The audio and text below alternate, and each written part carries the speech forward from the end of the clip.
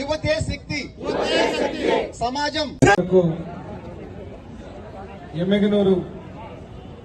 పుర ప్రముఖులకు, అదేవిధంగా కౌన్సిలర్లకు, మాజీ కౌన్సిలర్లకు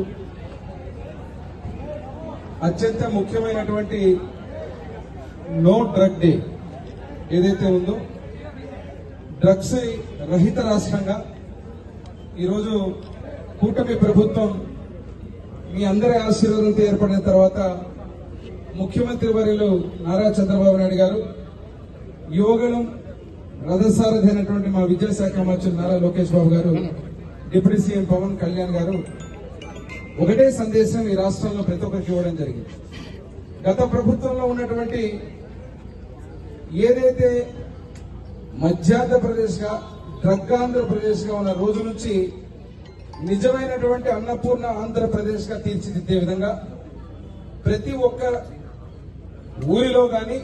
విద్యార్థులు గాని, పాఠశాలల్లో గాని, ఇతరత్ర అడవుల్లో గాని, ముఖ్యంగా విశాఖ మన్యం జిల్లాలో ఉన్నటువంటి ఆ ప్రాంతాల్లోంచి గతంలో వ్యవసాయాన్ని ఎలా అభివృద్ధి చేశారో ఆ విధంగా గంజాయి యొక్క అభివృద్ధి చేసిన తరుణంలో ఆ రాష్ట్ర ప్రభుత్వంలో, గతంలో ఉన్న ప్రభుత్వంలో ఈరోజు గంజాయి నిర్మూలన చేయడానికి క్షేత్రస్థాయి నుంచి ఈ రోజు మనం చేసే ర్యాలీ వరకు ప్రతి ఒక్కరు కూడా ఈ యొక్క అర్థాన్ని, దీనికి ఉన్నటువంటి అత్యంత ప్రాముఖ్యమైనటువంటి విషయాన్ని, ముఖ్యంగా యువతని పెడదోవన పట్టించే పరిస్థితుల నుంచి అత్యంత కీలకంగా మారినటువంటి ఈ యొక్క పెనుభూతాన్ని నిర్మూలించాలని చెప్పి ఈరోజు మనందరం ర్యాలీగా మన ఎమ్మెగనూరు కాన్స్టిట్యున్సీ, ఎమ్మెగనూరు పట్టణంలో మనందరం కూడా పోవడం జరుగుతోంది. దీంట్లో భాగంగా మీరు చూస్తే ఈరోజు ప్రభుత్వం విషయంలో, కూటమి ప్రభుత్వం అధికారంలోకి వచ్చిన తర్వాత సాంకేతిక పరిజ్ఞానాన్ని కూడా ఉపయోగిస్తుంది. వీటి విషయంలో ఆర్టిఫిషియల్ ఇంటెలిజెన్స్ కావచ్చు, డ్రోన్స్ కావచ్చు, అదేవిధంగా అనేక సాంకేతిక పరిజ్ఞానాలకు సంబంధించిన అన్ని విషయాలను కూడా ఉపయోగించుకుంటూ ఈ యొక్క గంజాయి నిర్మూలన, డ్రగ్స్ నిర్మూలనలో కీలక పాత్ర పోషిస్తూ ఈగల్ అనే ఒక వ్యవస్థను ఏర్పాటు చేసి ప్రత్యేకంగా పోలీస్ శాఖ నుంచి దీని మీద డేగ కన్ను పెట్టి ఈరోజు ప్రతి నియోజకవర్గాల్లో, ప్రతి చోట కూడా డ్రగ్స్ లేనటువంటి ప్రాంతంగా, డ్రగ్స్ లేని రాష్ట్రంగా తీర్చిదిద్దాలని ముఖ్యమంత్రి మరియు నారా చంద్రబాబు నాయుడు గారి పిలుపు మేరకు ఈ రోజు మనందరం కూడా ఒక ర్యాలీగా పోవడం జరుగుతోంది. ముఖ్యంగా ఇక్కడ ఉన్నటువంటి యువత ప్రతి ఒక్కరు కూడా ఆలోచించాల్సింది, గత ప్రభుత్వంలో చేసినటువంటి పనికిమాలిన పనులలో నిన్నటి వరకు ఒక మాజీ ముఖ్యమంత్రిగా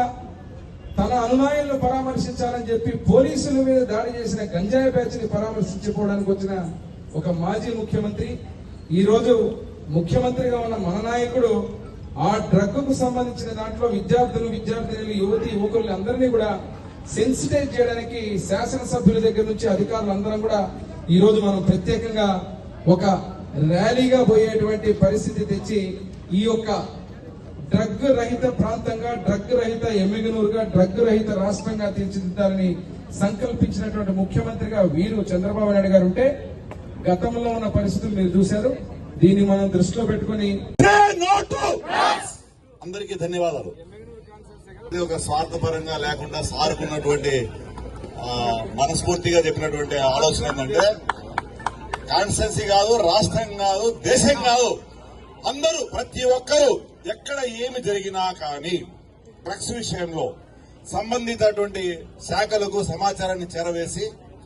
అది అరికట్టాలని చెప్పనేసి మరొక్కసారి కోరుకుంటూ సే నో